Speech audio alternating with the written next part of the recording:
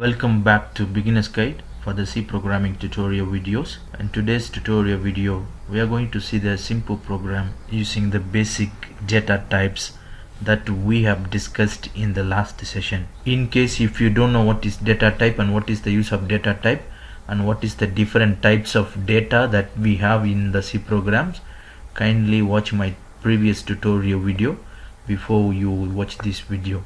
So let us start. So for us to start first, so let me start with the command line. For us to use the command line, you have to use the forward slash. What is the use of this one? To demonstrate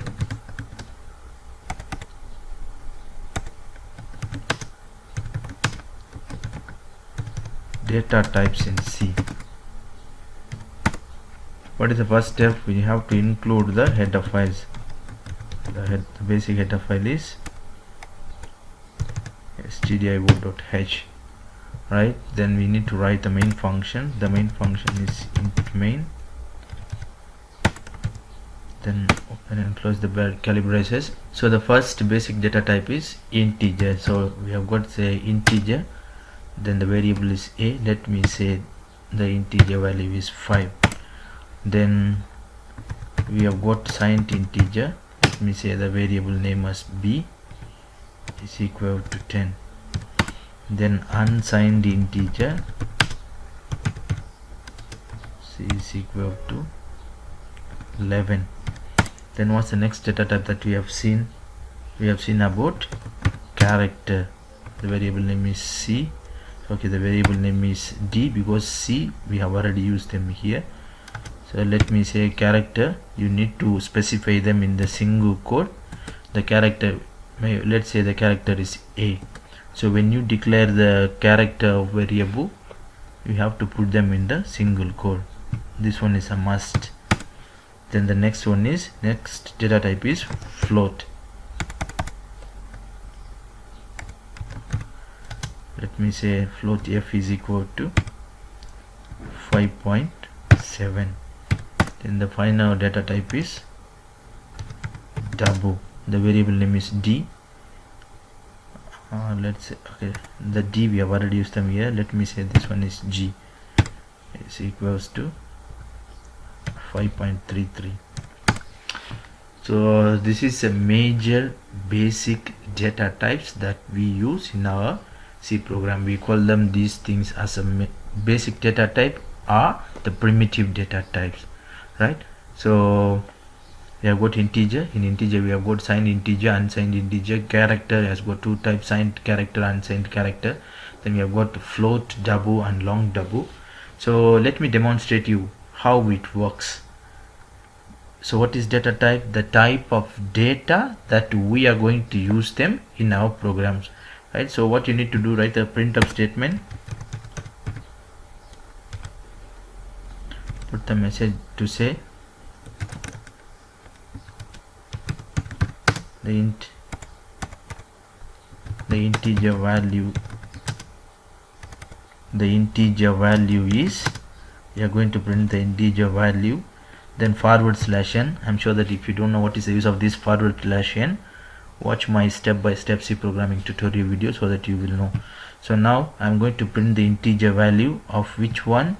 The variable a. So type comma a here, right? Then what's the next one? Let me copy and paste for us to save the time.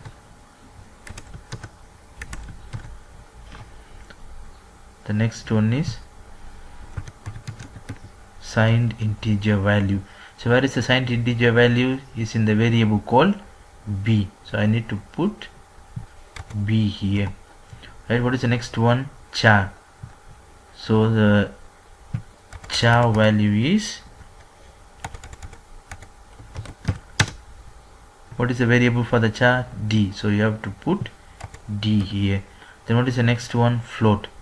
So let's say the float value is,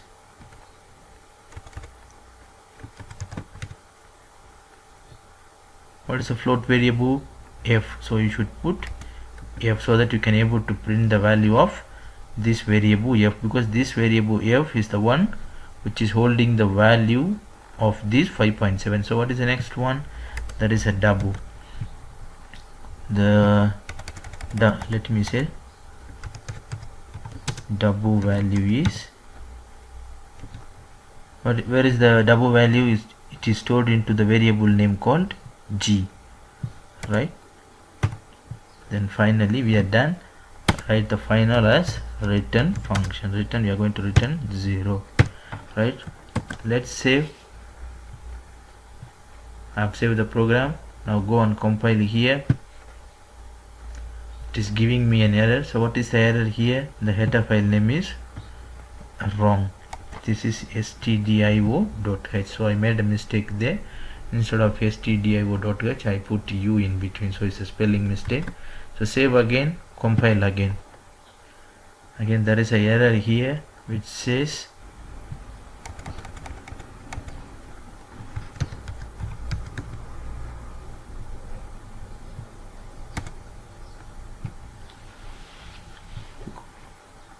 so what was the error there? Actually I misspelled the word double.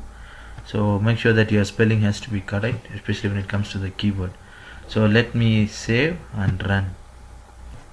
Okay, now as you can see them here, there is no error, no warning. Let me run. As you can see the output screen here, it is just printing this message instead of printing the message together with the value. So what is supposed to be done here? It has to print the integer values. I wanted to print the value of a. So what this a is holding the value of 5. So but I can see the result here. I can't see any values here. So meaning there is something wrong here. So what is wrong? I have not used the format specifier. So what is format specifier? Format specifier is used during the input and output operation. So in this case I wanted to print something, so I wanted to print the value of a. What is the value of a? Is 5. So if you wanted to print something using input and output, you have to use the format specifier.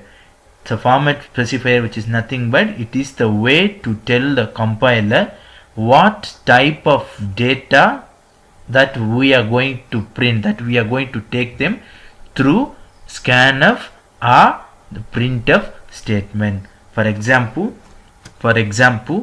if you want to print the integer data, because this a is an integer data type, right? You need to use the format specifier as %d. What is the use of this one? For integer data.